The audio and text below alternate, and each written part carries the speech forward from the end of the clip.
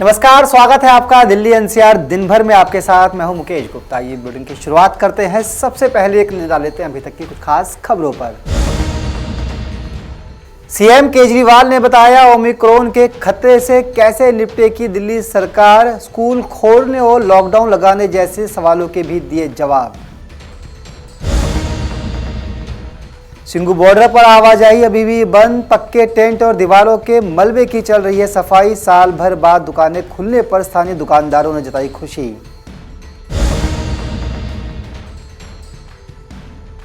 दिल्ली के प्रदूषण को लेकर मंत्री गोपाल राय ने अधिकारियों संघ की समीक्षा बैठक। अभी भी जारी रहेंगी कई पाबंदियां।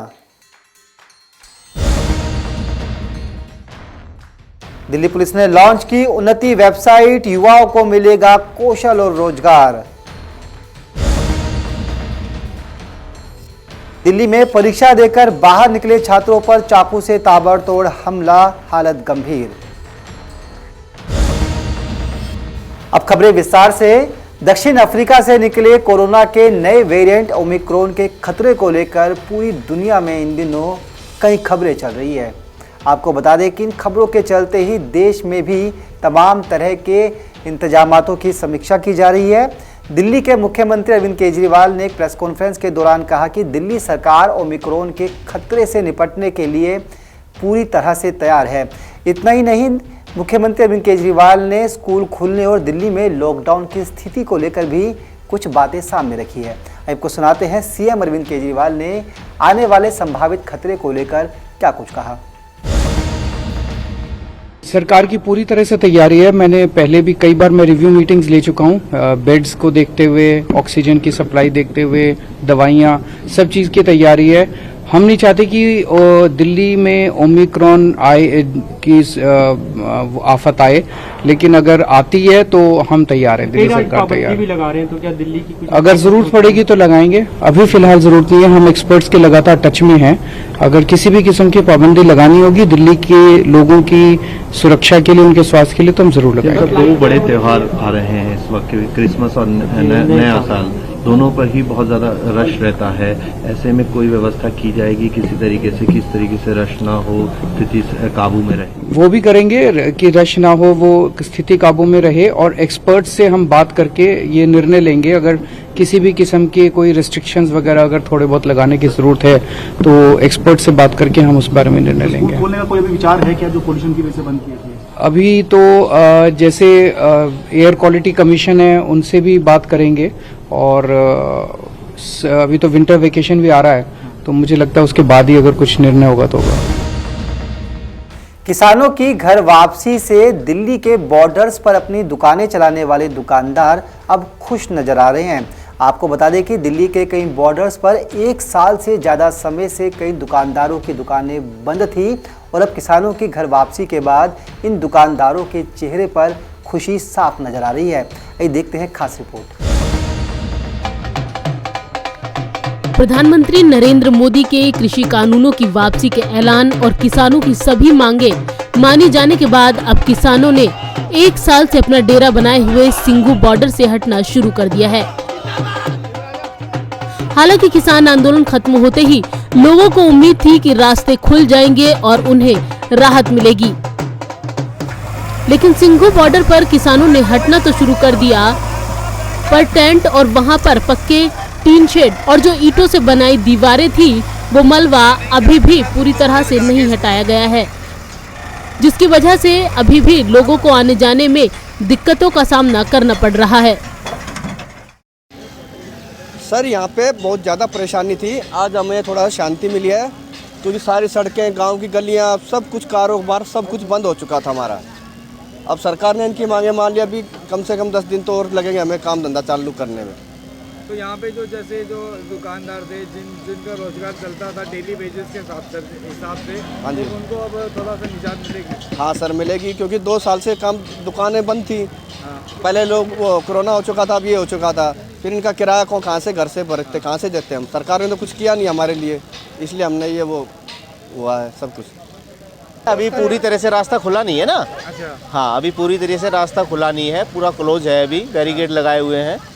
अभी 2-3 दिन और लगेंगे, मुझे ऐसा लगता है। अच्छा। हाँ, और क्या संभावना है कि मतलब क्या वजह हो सकती है, क्योंकि समापन तो कल हो ही गया था। हाँ जी, संभावना क्या है? संभावना तो सरकार ने तो डिक्लेयर सारी मांगे तो पूरी कर ही दी हैं इनकी, बस अब तो रास्ता खुलने में। लेकिन इन्होंने जो बैरिकेड, जो अपने टेंट तंबू लगा रखे थे, उन्होंने पूरे फिक्स लगा रखे थे ना रोड पे, और रोड को क्लोज करने में, उनको उखाड़ने में टाइम इनको भी लग रहा है। ऐसी बात तो है नहीं, मशीनों से काटे जा रहे हैं वो, वेल्डिंग से उन्होंने प्रॉपर। आम आदमी को खासी परेशानी हो रही है। आम आदमी को तो बहुत ज़्यादा परेशानी हुई है साहब। जितनी भी यहाँ पे मार्केट के आसपास की दुकानें हैं, उनकी तो रोज़गार तो बिल्कुल ही क्लोज हो गया, बर्बाद हो गए लोग यहाँ तो। अब तो थोड़ी सी उनके चेहरे पे खुशी आई है कि चलो भाई, संतुष्टि मिली है सरकार की तरफ से कि भाई अब हमारा लगता है कि शायद धंधा 2 रुपये का चालू हो जाएगा। किसानों की घर वापसी जारी है, लेकिन अभी भी जेसीबी मशीनें चल रही हैं और सफाई के अभियान में जुटी हुई हैं। पूरी तरह से टेंट अभी नहीं हट पाए हैं, तो रास्ता अभी खोला नहीं गया है। आसपास के गांव के सकरे रास्तों से ही लोगों को जाना पड़ रहा है। वहीं आसपास के दुकानदारों ने इस आंदोलन के खत्म होने के बाद राहत की सांस ली है और अपनी दुकानें दोबारा खोली हैं। उन्हें उम्मीद है कि उनका रोजगार पहले की ही तरह दोबारा से चलने लगेगा। अब ये रोड खुला है और अच्छा काम चलेगा, बढ़िया काम। पहले बिल्कुल जीरो था 1 साल से। कोई काम हम किसी सारे ही ठप था काम। तो अभी आपको कितना बजे आपने शॉप खोली थी? हैं? कितना बजे दुकान खोली थी? मैंने 8 बजे दुकान खोली है। अभी तक मतलब सही आपका हो गया काम? हाँ, अभी काम सही चल रहा है मतलब फिलहाल। साल भर में जो काम रुका हुआ था वो अभी चलना चालू? हाँ, अब चलना चालू हुआ है, थोड़ा थोड़ा धीरे धीरे चालू हो जाएगा बढ़िया तरह से। बालाजी ढाबा है ये सिंगू बॉर्डर पे। इस पे रोड ये बंद था काफ़ी दिन से, 1 साल से ज़्यादा हो गया। हमने बहुत परेशानी उठाई पर हमने कोई महसूस नहीं करा। क्यों? उनसे हमारी बनी रहती, किसी को कोई परेशान नहीं करता था। कुछ लोग थे वो ये परेशान करते थे, बाकी हमने प्रॉब्लम सॉल्व कर ली अपनी। अब जैसे अभी जो समापन हुआ है कल को, तो अभी जो यहाँ पे भी कुछ जो है अभी शायद पूरी तरह से सामान नहीं गया, तो कितना और टाइम लग जाएगा खाली होने में? जी, इसमें इन्हें 15-16 तारीख का टाइम दिया है। 15-16 तारीख में ये खाली कर देंगे। रोड भी अपने हाथ से सफा कर रहे हैं, उनकी गाड़ी आई हुई है। ऐसी अब कोई दिक्कत नहीं है, जो काम हमारा अब चल जाएगा, स्टार्ट हो जाएगा। कितने दिन और लग सकते हैं रास्ता खुलने में? रास्ता खुलने में तो अभी 4-5 दिन लगेंगे। वो अभी तो दीवार दूर ऐसे ही है गवर्नमेंट की। आपको क्या क्या परेशानी हो रही है? हमारे को तो परेशानी थी, जाम लगा रहा था रोज। ऑटो खराब होगी, सारी गड़गी, बैरिंग वैरिंग सब टूट जाए ऑटो के। 2.5 रास्ते थे, अब होंगे साफ। देखो अब 3-4 दिन और लगेंगे। अंदाजा लगाया जा रहा है कि 102 दिन और इस रास्ते की सफाई में लग सकते हैं। फिलहाल यहाँ अभी रास्ता खुला हुआ नहीं है। यहाँ पर आने जाने वाले वाहन चालकों ने काफी समस्या जताई है। साथ ही यहाँ पर दुकान चलाने वाले लोगों ने राहत की सांस ली है। उन्होंने पिछले 1 साल से उनकी दुकानें और ढाबे पूरी तरह से बंद कर रखे थे और उनका रोजगार अब आंदोलन खत्म होने के बाद दोबारा शुरू हुआ है। दिल्ली से अनिल कुमार के साथ संगीता सिंह की रिपोर्ट, नवोदय टाइम्स।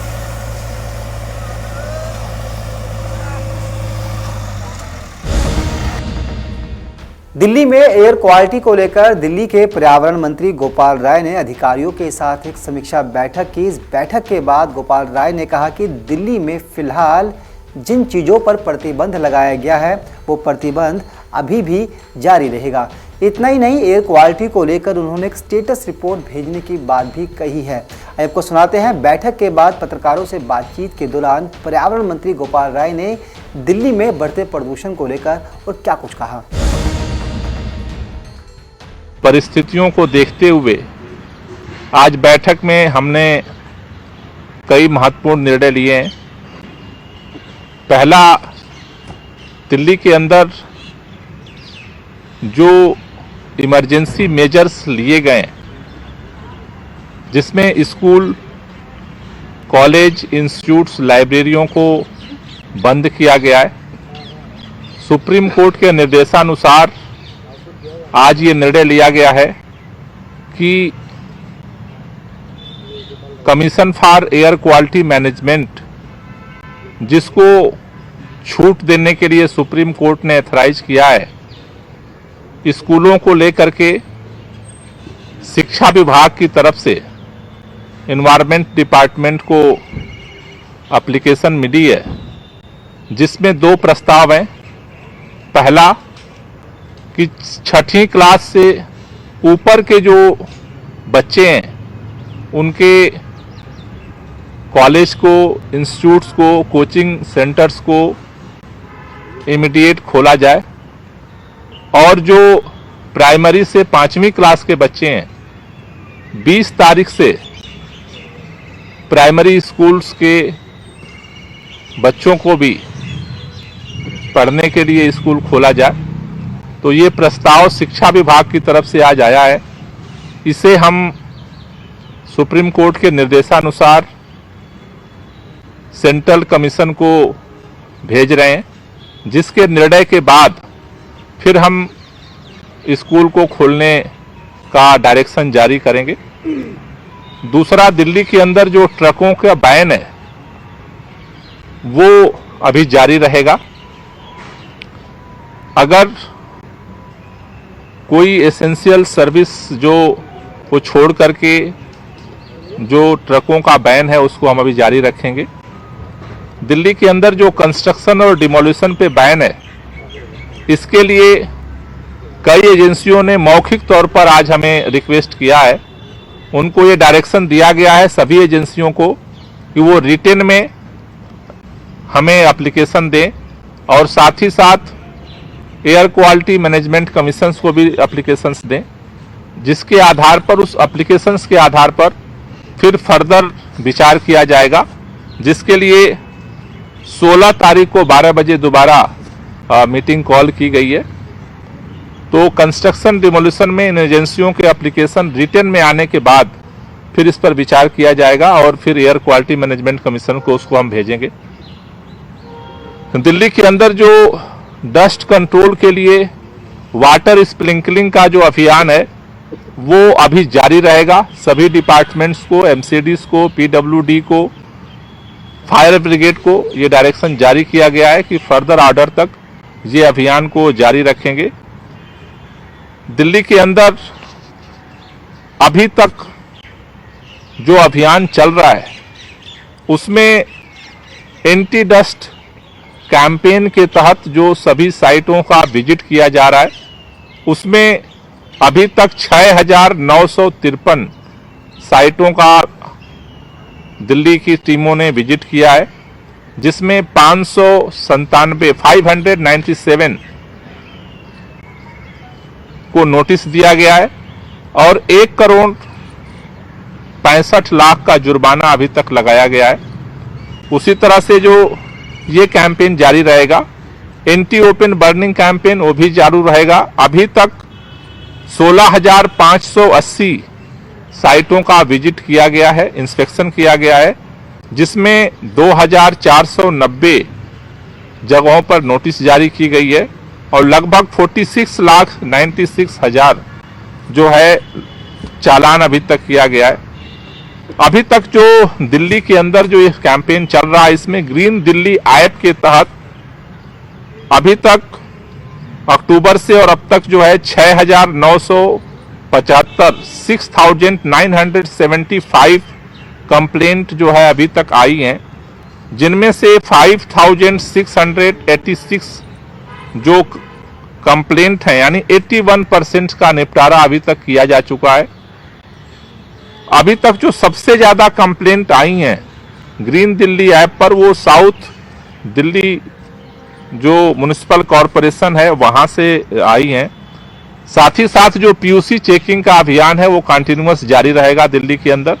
अगर कोई भी बिना पीयूसी सर्टिफिकेट के मिलता है तो 10,000 रुपए का जुर्माना जो लगाया जा रहा है वो जारी रहेगा। अभी तक जो अक्टूबर, नवंबर में और दिसंबर में जो अभियान चला है उसमें 19,50,000 पीयूसी सर्टिफिकेट चेक किए गए, जिनमें से 49,000 चालान जो है गाड़ियों का चालान किया गया है, जिसका 10,000 का। तो ये अभी तक जो अभियान चल रहे हैं ये सारे अभियान जो है आगे अभी जारी रखा जाएगा। दूसरा जो है दिल्ली के अंदर कंस्ट्रक्शन और उस पर जैसा मैंने कहा कि सभी डिपार्टमेंट्स अपना एप्लीकेशन रिटन में देंगे, उसको फिर हम एयर क्वालिटी मैनेजमेंट कमीशंस को भेजेंगे और 16 तारीख को दोबारा बैठक करके इन सारे एप्लीकेशन से विचार करेंगे। शिक्षा विभाग से हमारे पास रिटर्न में आया है, वो प्रस्ताव आज हम एयर क्वालिटी मैनेजमेंट कमीशन को भेज रहे हैं। युवाओं को रोजगार देने और उन्हें समाज के लिए काबिल बनाने के लिए अब दिल्ली पुलिस ने भी एक बड़ी पहल की है। दिल्ली पुलिस की साउथ डिस्ट्रिक्ट ने उन्नति नाम से एक वेबसाइट लॉन्च की है। इस वेबसाइट के माध्यम से युवा अपना रजिस्ट्रेशन कर सकेंगे। इस वेबसाइट पे न सिर्फ बच्चों को शैक्षणिक सामग्री दी जाएगी, साथ ही उन्हें रोजगार के रास्ते भी बताए जाएंगे। आपको दिखाते हैं कैसे पूरा प्रोसेस होगा और दिल्ली पुलिस ने इस वेबसाइट बनाने के पीछे किस तरह की सोच रखी है। दिल्ली पुलिस ने युवाओं को रोजगार देने के लिए बड़ी पहल की है। दिल्ली पुलिस ने साउथ वेस्ट जिले में उन्नति नाम से एक वेबसाइट लॉन्च की है। इस वेबसाइट पर रजिस्ट्रेशन करके युवा ट्रेनिंग पा सकेंगे। इसके बाद उन्हें नौकरी या रोजगार देने का काम भी किया जाएगा। इस वेबसाइट के जरिए युवा न सिर्फ पढ़ाई कर सकेंगे बल्कि उन्हें कई तरह के कौशल की भी ट्रेनिंग दी जाएगी। पुलिस ने ये बड़ी पहल अपराध में युवाओं की संलिप्तता को देखते हुए की। कुछ अरसे से युवाओं के अपराध में तेजी से बढ़ोतरी हुई है, लिहाजा युवाओं को सार्थक दिशा देने के लिए दिल्ली पुलिस ने इस वेबसाइट के जरिए बेकार और बेरोजगार युवाओं को कौशल और रोजगार से जोड़ने की शुरुआत की। इस वेबसाइट के साथ ही दिल्ली पुलिस सतर्क है आपके लिए ये नया स्लोगन भी दिल्ली पुलिस ने लॉन्च किया। इस वेबसाइट के आने से क्या कुछ होगा फायदा, चलिए सुनाते हैं।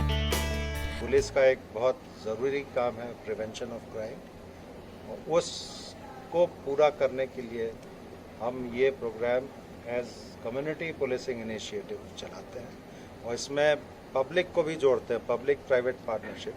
क्योंकि मेरा मानना ये है कि अगर पीपीपी मॉडल पे हम इस तरह के प्रोग्राम करेंगे तो ये हमारे लिए फोर्स मल्टीप्लायर का काम करेगा। सर, जो तमाम बदलाव आपने करे, पुलिस के साथ पेट्रोलिंग टीम को अटैच किया, पीसीआर को अटैच किया, अभी कैसे रिजल्ट्स निकल करके आ रहे हैं? कितना क्राइम रेट गिरा है? आपने जो क्राइम रिव्यू मीटिंग ला, देखिए, क्राइम रेट गिरना चढ़ना ज़्यादा इम्पोर्टेंट नहीं है। जो क्राइम कमिट होता है उसको इमीडिएटली अटेंड करना और उसको सॉल्व करना ज़्यादा इम्पोर्टेंट है। तो जब हमने ये पीसीआर वैन्स को मर्ज किया पुलिस स्टेशन के साथ तो उसके दो फायदे हुए हैं। एक तो पुलिस स्टेशन में जो स्टाफ है उसकी बढ़ोतरी हुई है ताकि बीट पेट्रोलिंग में हमें ज़्यादा लोग मिल पाए, और जो गाड़ियां हैं पीसीआर की वो पुलिस स्टेशन को मिली हैं, तो पुलिस स्टेशन के हद में जो भी क्राइम होता है या लॉ एंड ऑर्डर सिचुएशन होती है उसको इमीडिएटली हम लोग अटेंड कर पाते हैं। दिल्ली पुलिस के सार्थक प्रयास से प्राइवेट सेक्टर के लोग भी कंधे से कंधा मिलाकर समाज को सुधारने का काम कर रहे हैं।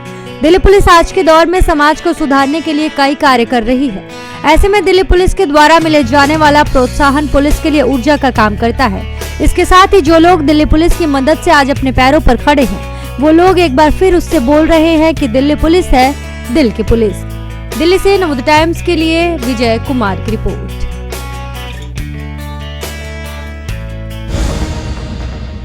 पूर्वी दिल्ली के मयूर विहार इलाके में एक सरकारी स्कूल से 10वीं की परीक्षा देकर बाहर आ रहे 4 छात्रों पर कुछ दूसरे लड़कों ने चाकू से हमला कर दिया। हमले में बुरी तरह से घायल हुए छात्रों को पास ही के लाल बहादुर शास्त्री हॉस्पिटल में एडमिट करवाया गया है, जहां पर कुछ छात्रों की हालत अभी भी गंभीर बनी हुई है। हालांकि पुलिस ने संदर्भ में केस दर्ज कर लिया है और मामले की तफ्तीश में जुट गई है। पूर्वी दिल्ली के मयूर विहार फेज 2 इलाके के सर्वोदय बाल विद्यालय में 10वीं की परीक्षा देकर बाहर निकले 4 छात्रों पर कुछ लोगों ने चाकू से हमला कर दिया। हमले में छात्र गंभीर रूप से घायल हो गए। घायल अवस्था में इलाज के लिए पीड़ितों को लाल बहादुर शास्त्री अस्पताल में दाखिल कराया गया है। घायलों की पहचान गौतम, रेहान, फैजान और आयुष के तौर पर हुई है। जानकारी के अनुसार सभी छात्र मयूर विहार फेज 2 के सर्वोदय बाल विद्यालय में पढ़ते हैं। ये सभी 10वीं की परीक्षा देने के लिए आए थे। परीक्षा देकर जैसे ही छात्र स्कूल से बाहर आए तभी कुछ लड़कों ने उन्हें चाकू मारकर घायल कर दिया। मैं तो कुछ नहीं, वो मेरे पास भागा आया था। जिस लड़के को मैं लेकर आया था तो मेरे से बोला भाई मेरे चाकू मार दे, चाकू मार दिया। फिर मेरे साथ एक लड़का और था, फिर इसे रिक्शे में डालकर हॉस्पिटल लेकर आए थे। कितने लोग थे जिसको चाकू लगे हैं? 3 लोग थे। मतलब क्या वजह है चाकू मारने, कुछ मालूम चला? ये तो मुझे नहीं पता। सर लास्ट पेपर बच्चे कहाँ पढ़ने वाले थे? बच्चे कहाँ पढ़ते थे? जहाँ पर हमारा सेंटर गया था वो तो यहाँ पर मेरी फेज 2 नीला माता मंदिर के पीछे सर्वोदय बाल विद्यालय स्कूल, और हमारा जो स्कूल है वो त्रिलोकपुरी में दिल्ली। जिसको चाकू मारा क्या नाम है वो बच्चों का? एक का नाम गौतम है जिसको मैं लेके आया था, और एक का नाम आयुष गुप्ता, बताओ बेटा, और दूसरे का रोहन शायद, और एक का नाम रिहान। मौके पर मौजूद दूसरे छात्र घायल छात्र को लाल बहादुर शास्त्री अस्पताल में ले गए, जहां उनका इलाज किया जा रहा है। फिलहाल इस पूरे मामले में सूचना मिलते ही पुलिस ने जांच शुरू कर दी है। मौके पर पहुंची पांडव नगर थाना पुलिस हमलावर लड़के कौन थे इसकी जांच कर रही है। वहीं आसपास लगे सीसीटीवी फुटेज को भी खंगाला जा रहा है। दिल्ली से नवोदय टाइम्स के लिए सचिन बिरलान की रिपोर्ट।